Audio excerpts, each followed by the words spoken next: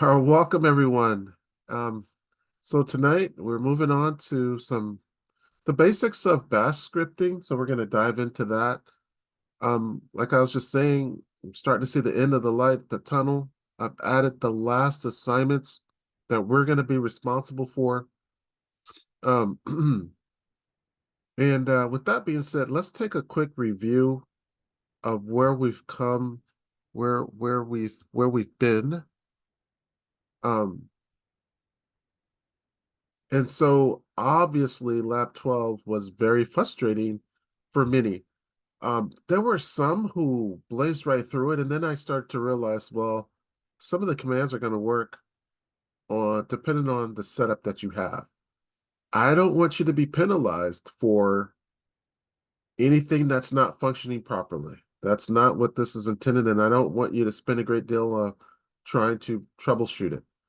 What we'll do is I'll extend credit for those who can just document how far they've made it through the lab, and that will probably be good for the full credit. All right. So, for listening and hanging in there, you're going to get the green light for Lab 12. I did see some pretty cool things in Lab 12. I start grading it, and there were yeah no there were a lot going on in Lab 12. So it was good to see that it is somewhat functional, but don't worry if it's not. And I don't even think it's something that um we I mean it was all a simulated lab too. It wasn't even for real. It was more of a virtual kind of we were creating these loopback devices to simulate the physical volumes. And I think it was when we got into like the sudo pv create command, it just started to blow up and just weird, like it just didn't find what was here. Um and this is after everyone updated their system and installed the LVM2. I saw all that. So don't worry, don't feel like you're alone. Um if it's just not working out for you, I will just get as far as you can. Um and then I'll see if it is the common error that's popped up, then that's just something that is just we'll just chalk it up as a loss. It's just yeah, I I don't want to try to fight that battle. At least not right now. Okay, Novell, yes. Yep. At 2.2, there were some issues. Anybody else want to talk about this or maybe have an insight into getting through this? Um, did any I don't know if you guys want to talk about that, but I know also know it's still due tonight. There are people still working on it, so they didn't even get to it. But the command sudo and then it's lo setup, right? And then you're designating this area dev loop 0, this one image, and then you'll run that same command again, but you'll do a loop 1 this time with this 2. And so as it says here, and I tried to be a little bit more descriptive in what the commands are doing. So this is kind of good info. And it could just simply be because you're on a virtual machine and it's probably not, it probably, you know, there could be some things missing. Um,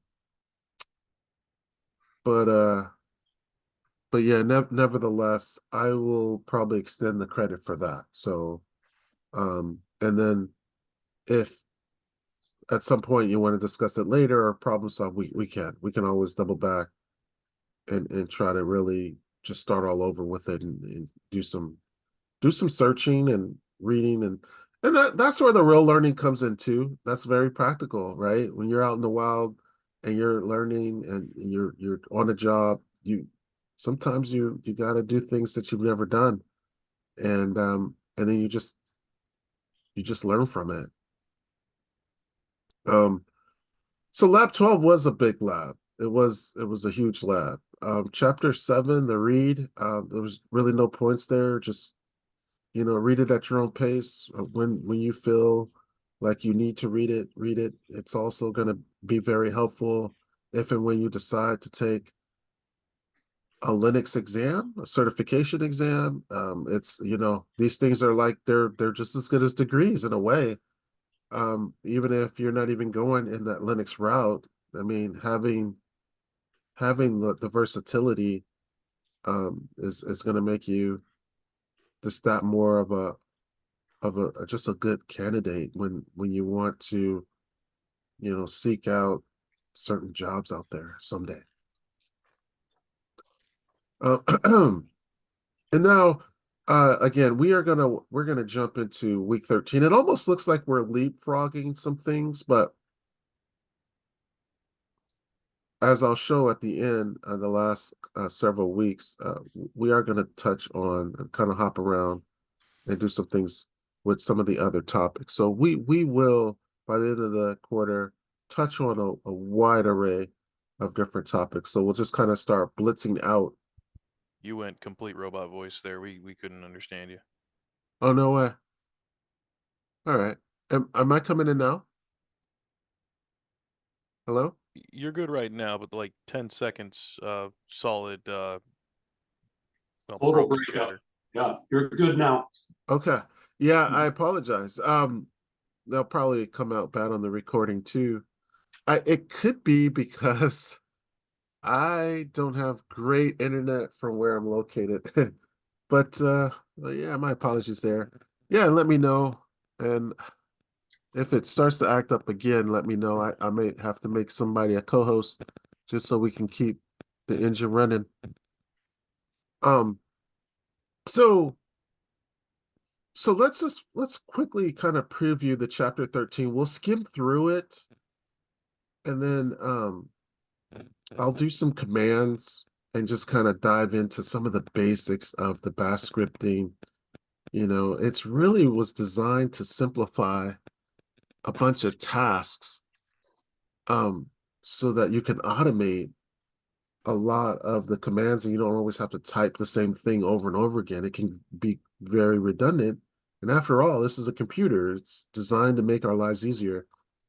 And so having the knowledge of bash scripting could be very valuable. Um, all right, so let's see here.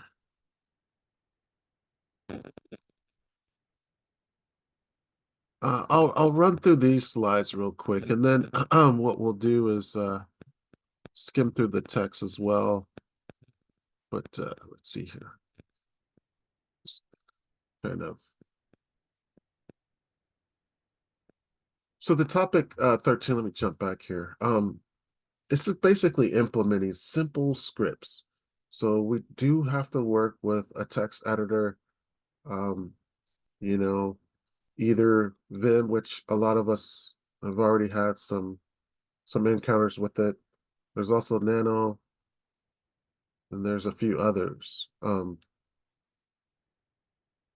So the main focus is just kind of understanding that the language, the basics and the elements in order to actually run a script and some of the logical commands that control the flow of the language, with if then and things like that, and looping and stuff like that.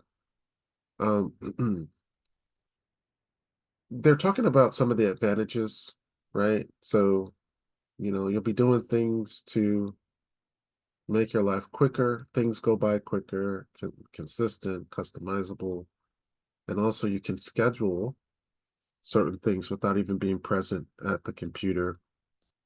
Um,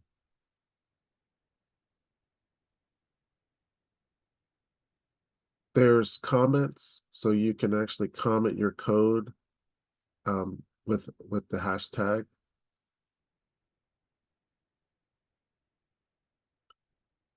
And another thing we'll see is that in order to execute or make the script run to do what it's supposed to do on the inside, that particular file has to be executable. So you have to have some permissions, and it's pretty easy. you'll just do kind of a change mod with the X permission. And whoever you want to run that, you can then kind of dictate who gets that permission. The file extensions .sh useful in identifying scripts within the directory. All right. And the way to actually execute the script, we do with the dot and then / and then the name of the script. So that will enable it to run.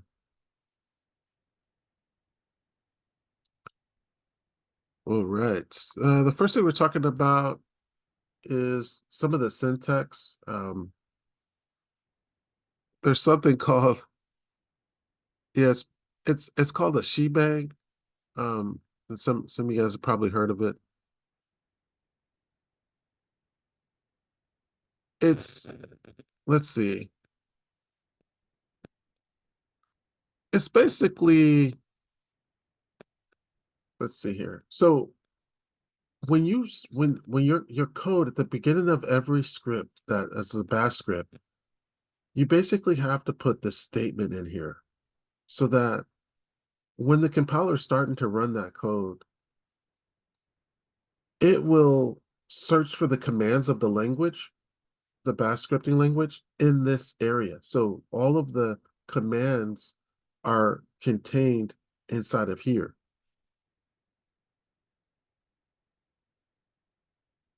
So it basically means that basically it means that the script will be executed by the bash shell.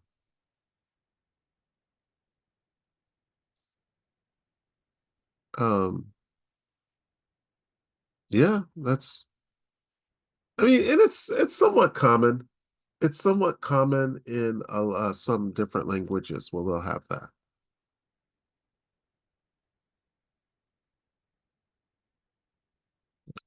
All right. So here, what I'll do is I'll pull up my,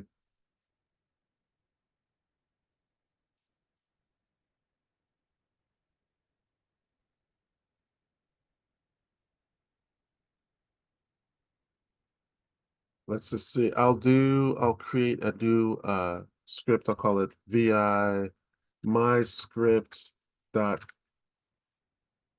sh. I have to go to insert, and now I'm going to add my shebang.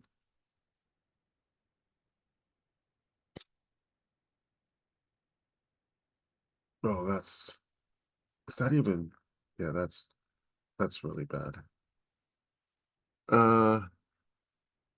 Dash bin dash bash.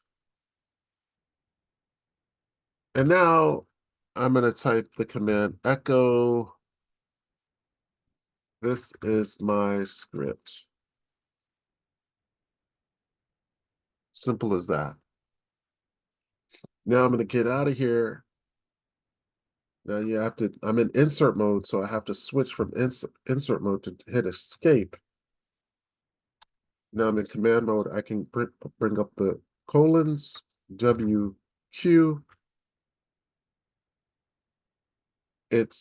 I'm out. It saved it, it wrote it, it saved it, hit LS. Let's see, where is it? Oh, it looks like to the far right. Let's do ls-l. My script is here. Problem is, I don't have, it's not executable. I can try to execute it. Let's see. Permission denied. All right, let's do a sudo.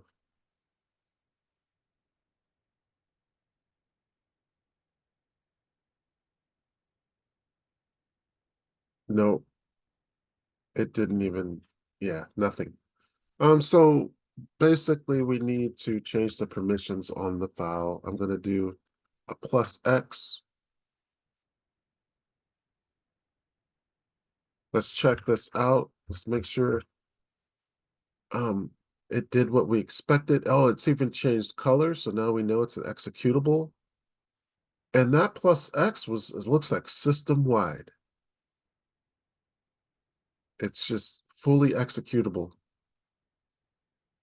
So now let's execute the code.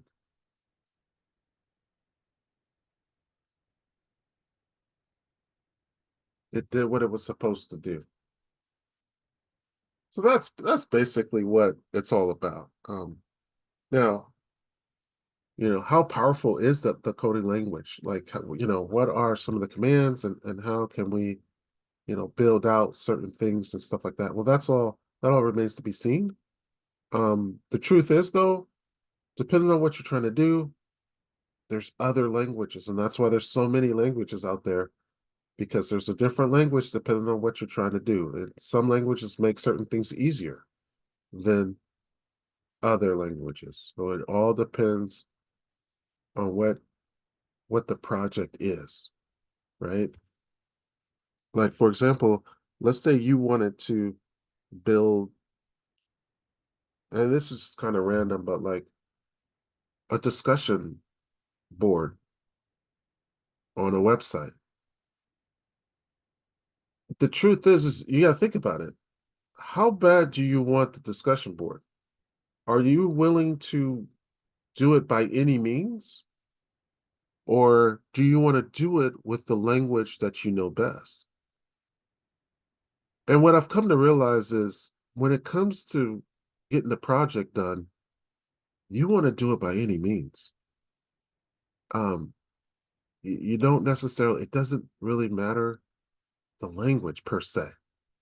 It's the project, really. So sometimes, when I was looking into it, what I learned was Ruby Rails, the whole setup, that stack, Ruby on Rails was really, I don't want to say that stack is designed for discussion boards, but it is very useful when you're trying to create something like that. Whereas if you're trying to do something else, you got to know what the setup needs to be depending on what you're trying to do. So, I mean, when it comes to bash scripting, we're doing simple tasks. We're not trying to do no heavy duty stuff. One of the most the most one of the most advanced kind of programs I've seen in scripting was like the calculator, a basic calculator. Good enough for government work. Yeah. Um, Hopefully I'm back in. Internet's a little it's bumpy. Um, Hello? Okay. Yeah, we hear you. You're coming through. Okay. Yeah. All right, we're getting through this. So let's just kind of go through these slides. We'll pick up the pace. Um, let's see here. So here, some built-in shell commands you can put into your script, and it will execute the code for you. We could do string literals, escape characters, arrays of functions. Certain characters in Bash have certain meanings, so you cannot use these guys for certain characters. You'd have to kind of escape them if you needed to use this. If you needed a string that had this symbol, then you'll have to figure out how to escape through it so it doesn't do the special meaning. There's arrays, functions to exit the code. All right, so it's all pretty good info. Here's some regular expressions. I was going to get into that a little bit more, but it's just not really a main focus anymore on the new uh, curricula for the Linux Plus exam. And so I felt like, let's not really get into any of that. But having the regular expressions is pretty valuable, not just in bash scripting, but just period on the command line when you're trying to search for something.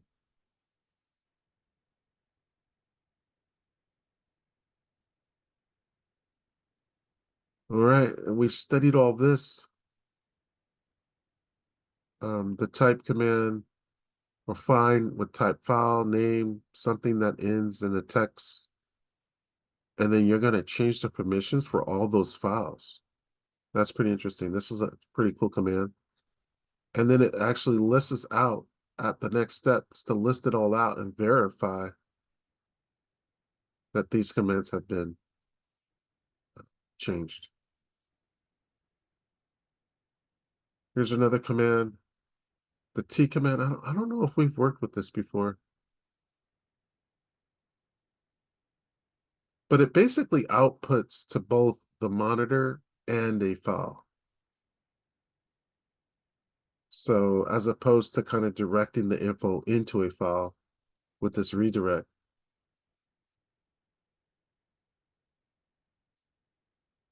There's some file manipulation, sed, find, gripe. We've worked with some of these before. Standard in, standard out. It's all good stuff. Here's a redirect. If you want to append, it will append it to the last line of whatever's in that file. You'll be appending it to that very last line.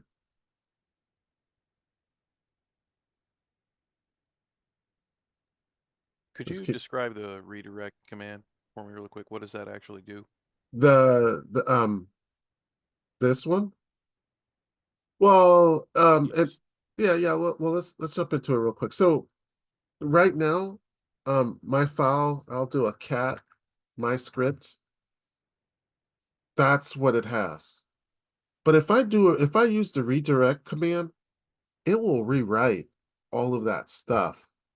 And it will add whatever I want to put into it. So for example, I could do wait, hold on, let's see. Let's make sure this works. Let's see. I'll do echo hello world. And I'm going to redirect that into my script dot sh. Now, if I go into my script sh, So it just overwrites what's already in there. yeah, it's pretty powerful. That is concerning. And I could have done this to create a new file. So it's the quickest way. The redirect command can create a file as well. So I'll do hello world, that echo statement, and I'm going to redirect this into new file, just period, new file. Hold on. Did I?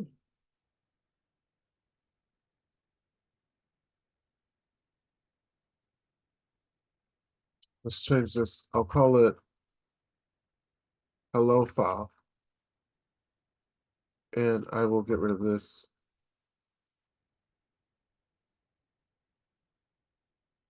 So I just created a new file called hello file. It's been created here. And I can cat it.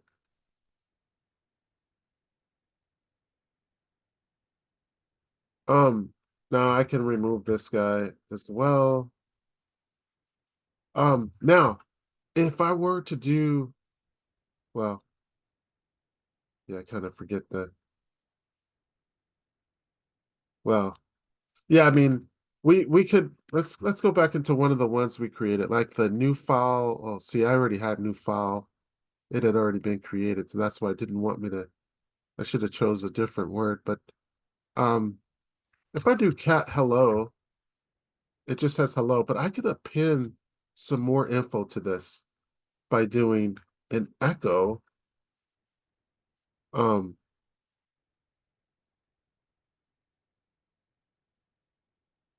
Not sure what to write. Just put some random statement, but this time we're going to do that. The double direct. And then we'll just type in hello. And now that should have appended to our file contents is basically in the last line there. So it's just stuff like that. Pretty handy stuff.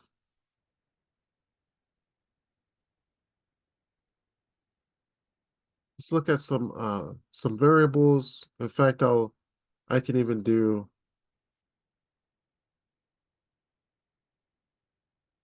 I have like this.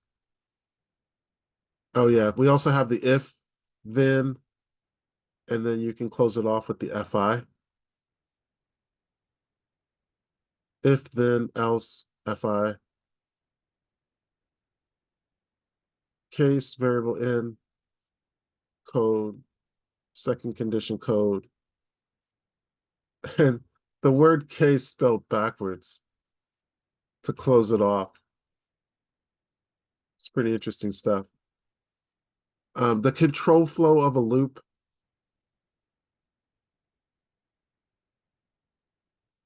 So there's tons of stuff. What I'll do is I'll do some commands here that I put in my notes. Let's see if I can, yeah, just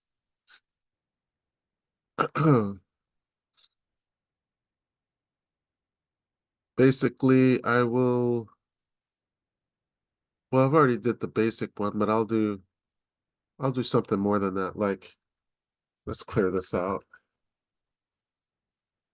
Geez, I should use a whole different setup, man. I'm getting tired of, I just have too many files in there, so it's getting convoluted.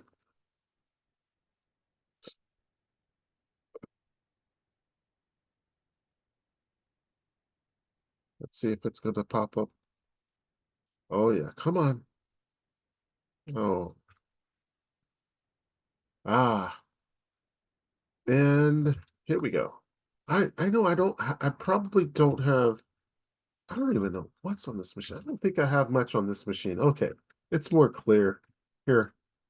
So what I'll do, I don't, hey, this looks weird. Oh well, all right, whatever. We'll just, yeah. Okay. So, oh, whoa, I'm root already. Okay, that's fine. Um, let's create a brand new shell command or file, and this time we're going to talk a little bit about the variables. So let's think of a good name. I'll call it hello again. So I'll just say vi hello.sh. I could also do nano. Nano is probably more liked, but we'll just work with the vi until we run into issues. Whoa, like now. Let's see.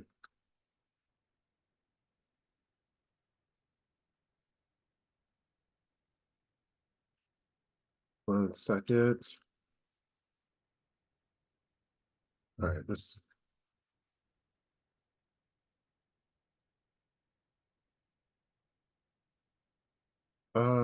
yeah, hold on. I'll just let me get out of here. Is this all right? Let's try this again. And insert. Now I'm going to create the shebang. Whoa. Okay.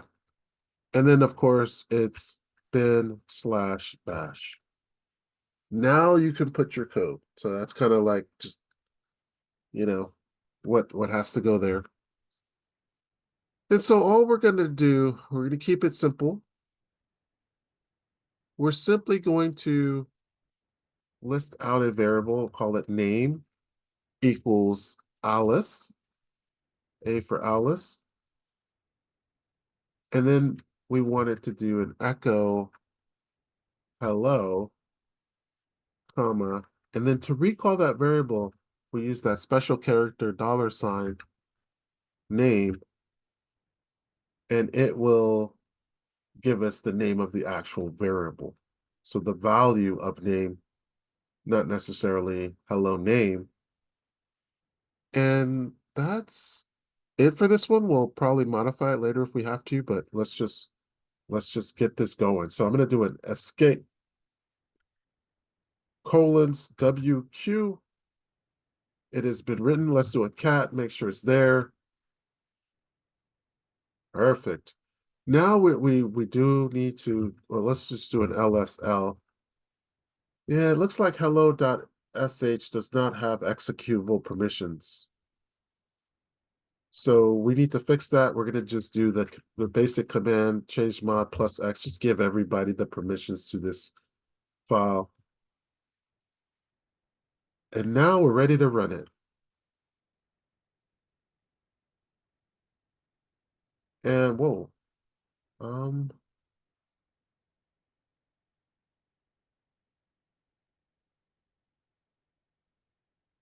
Oh wait. Did I? Oh crap. I gotta go back in and edit this. I made a mistake. I think there's an issue with my code. Whoa. 1 second.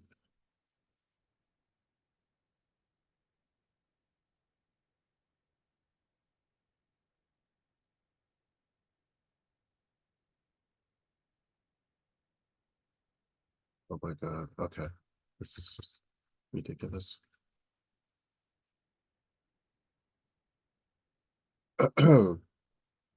Let's get out of this real quick. I'm just gonna quit without saving. All right, we'll go back in, hit insert, and again, are you kidding me? Okay. This space. I think this is where the problems lie. And you know what?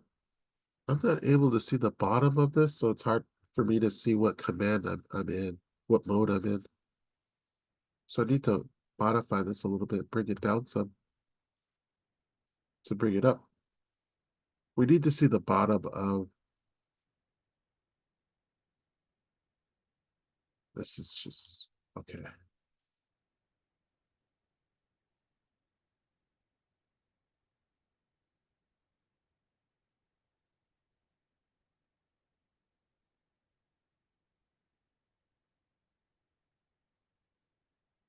All right. By default, my commands are off.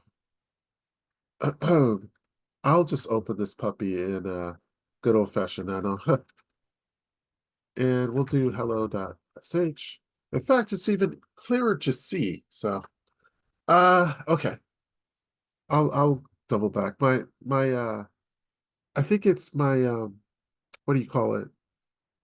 It's just the default. I don't use that version of Kali, and I think the default commands are just souped up in such a way that it needs to be customized quite a bit. And you can do that a lot. Like you can do so much to Vim, but when you just use the bare bones of it, it can be frustrating.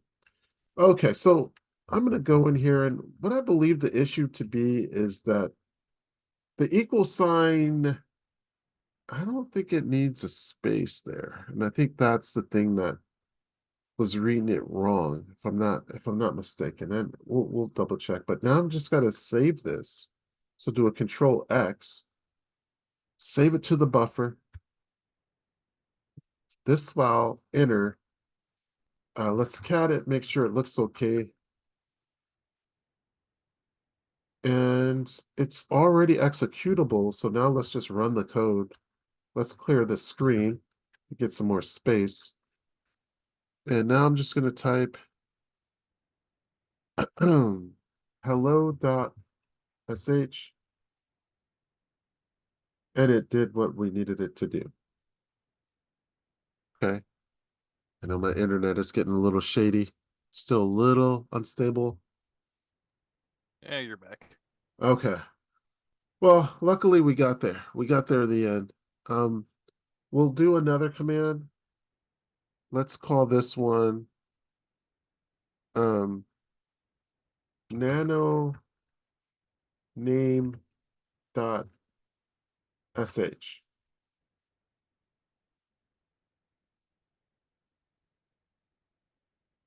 And this time we're going to do echo, enter your name.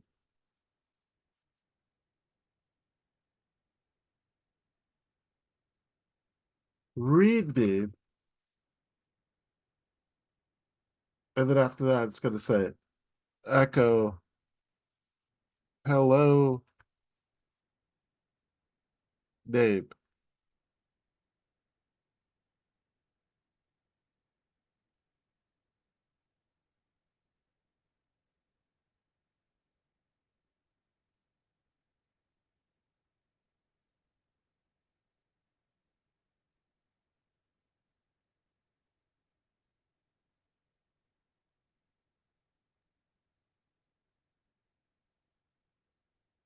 Enter name. I'll put Thomas. Hello, Thomas. All right. So that's kind of what we're up to here in this lesson. There's another one, and I'll demonstrate this code as well. I'll call it control. So we'll do another nano control dot ch. And what I'll do is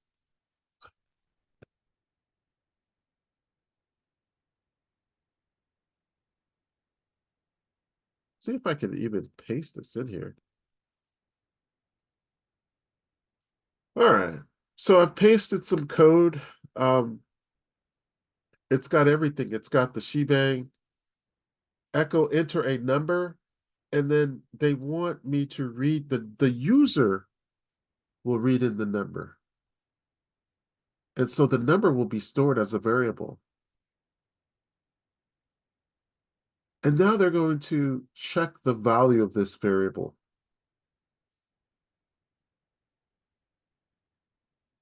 All right. So if the number is greater than 10, then do echo, else you will do the number is less than 10. And then you close off the if statement. So depending on the number that you enter. Now, we will now save this. Enter. Let's list out our files. Let's list out all of our files, even the hidden ones. Ah, yeah, there were many files in there, including the hidden ones. But here, let's see the new files that we've created. Name.shell, hello.shell, and we just created a control.sh. We do need to change the permissions though. So let's do that. We'll do a change mod. And let's just do a +X.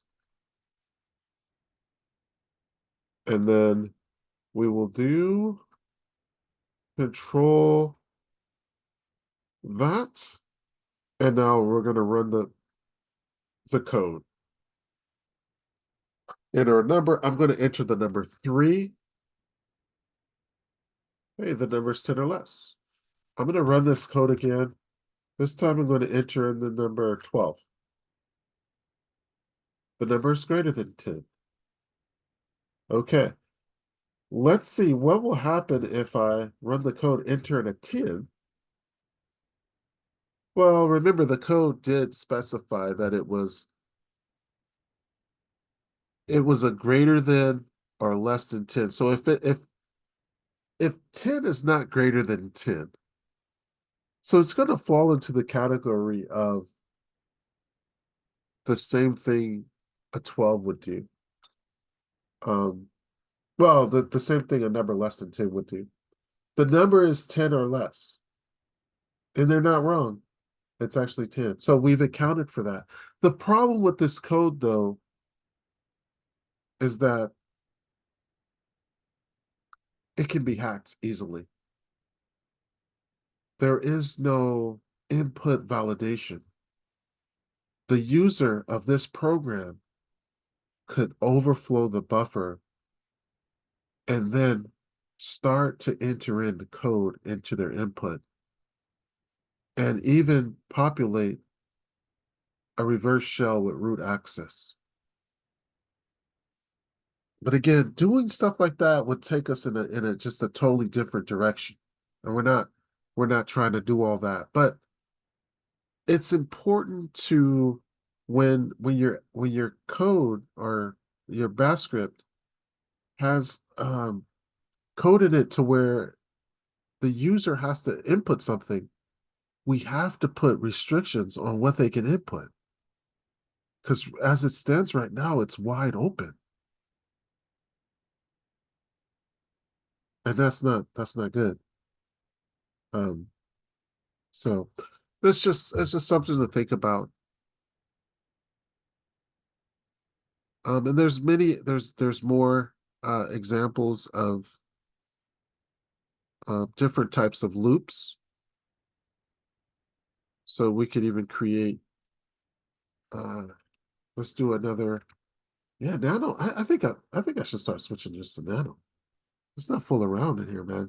Nano's actually kind of convenient. I'm gonna do a loop.sh. And here, what I'll do is I'll just paste this in.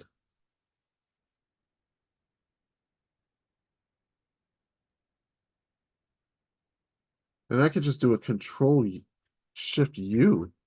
No? Cut buffer is empty. All right, let's just do paste from the clipboard. There it is. So we have everything here. We have the shebang command statement. And now for I, where I is just some index, it is going to range from 1 to 5. Do whatever's inside of here until we say done. So it is gonna until the for loop is done. And then what it will do also, since I is going to be the variable, it's going to return the value of I so many times. And this demonstrates the mechanics of the for loop. And it looks like there's 3 parts. There's for, do, and then done. So let's just save this. And now let's just do a change mod plus X.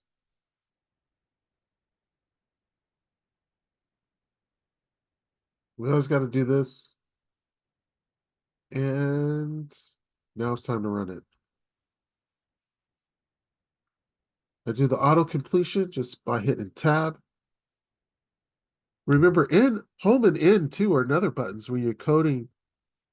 If your keyboard has home and end, your cursor can jump to the front and to the back pretty easily. So there it is. It did what I wanted it to do. We've executed this loop. It's a control loop with 5 times over. It does what it needed to do 5 times in a row. It's pretty handy to be able to do that. And as you probably already know, there's other types of loops as well. It really just depends on, again, the situation. Like there's a while loop as well that could also do the exact same thing.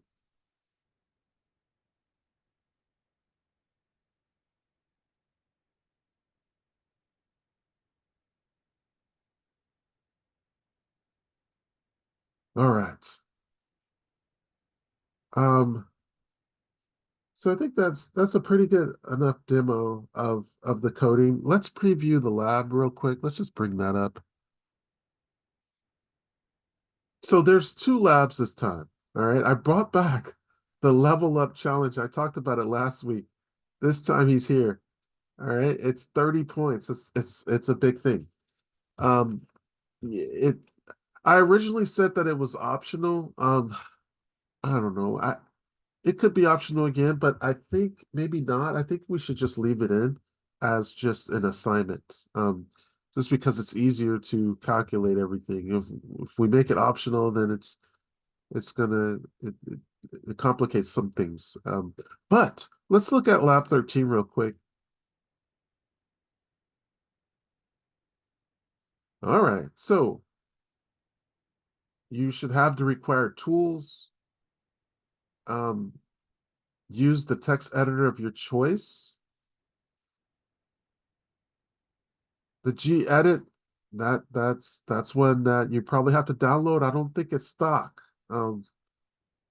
So it depends on your operating system that you're using there, but basically pretty straightforward, guys. We have setting up your scripting environment. You'll get a feel for doing this. This is written as in Nano. Excuse me. You'll have to change the modifications. You could just do a +X, or you could do a what 700. A ChangeBot 700 would also do that. And then run the code. Oh man, just it. Okay, yeah, I apologize. I saw that. Yeah, just run through a lot of difficulties. I'm even congested too. It's come down with some kind of a code or something. So yeah, pretty straightforward lab. If you run into any difficulties, let me know. I like this one here. It's a for loop, but the numbers are written out. You could also write this another way. You just saw the way I just did it. Okay, so you'll go through those, write the codes out. That's the best way to do it. I mean, if you copy it, it takes away from the whole thing. But I mean, it's not a bad thing. It's just I think it's better to just get a feel for um your texting language, your everything, your editor, and uh enter in the commands. You'll just submit a screenshot of how we've normally done it. Okay, we also have some questions at the end there as well. Pretty straightforward there. Again, now this other one, the controversial lab, let's look at that real quick.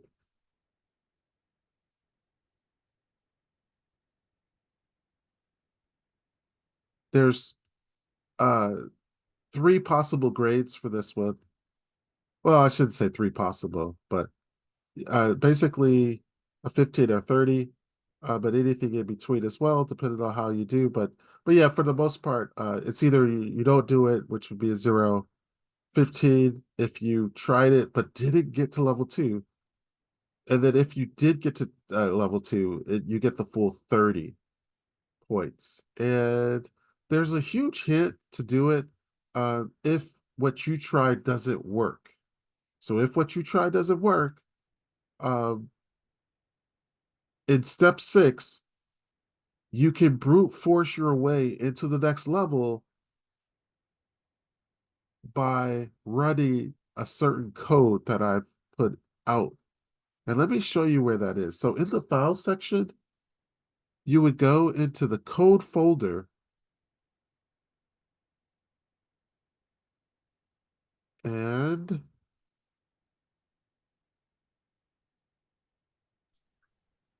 man, I might have to You disappeared. Okay. Oh, let's see. Am I back? There we go. Sorry about that. Yeah, we're gonna be wrapping it up really soon here. But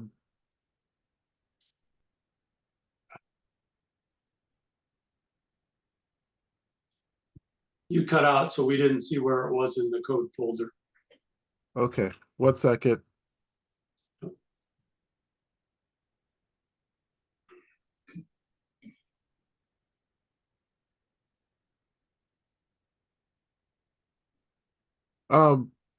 So in the code folder, we have these 3 things. We have all of these, and the brute force text file contains the code. So this code will is a brute force technique. It checks all the numbers, and if a certain number works, then it will actually get you through to the next level. You'll still have to figure out where to actually run this code at. So when you log into the virtual machine, it tells you if I think even in the README, maybe frequently asked questions or something. Like there's a certain folder or place where you could go to execute code. And that's probably where you could go. But I'll leave it up to you to figure it out. So it probably can be done in multiple ways.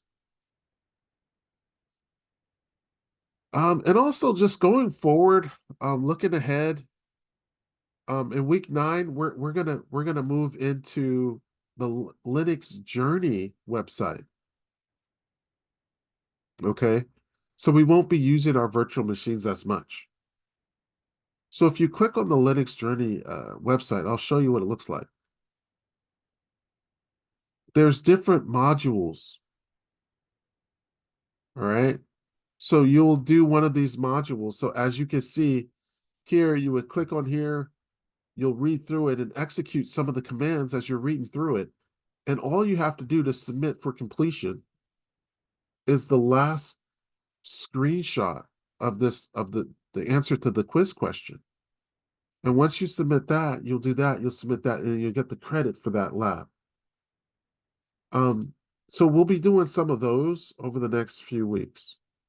So this has reading as well as the ability to enter certain commands in. Depending on, Yeah, you're getting really, really choppy, sir. Sorry about that. okay, yeah. You know what? I'm gonna have to get some better antennas. My apologies. I think it's just my internet, and the weather's pretty bad too. Sometimes that has a slight effect. It's been interesting weather today.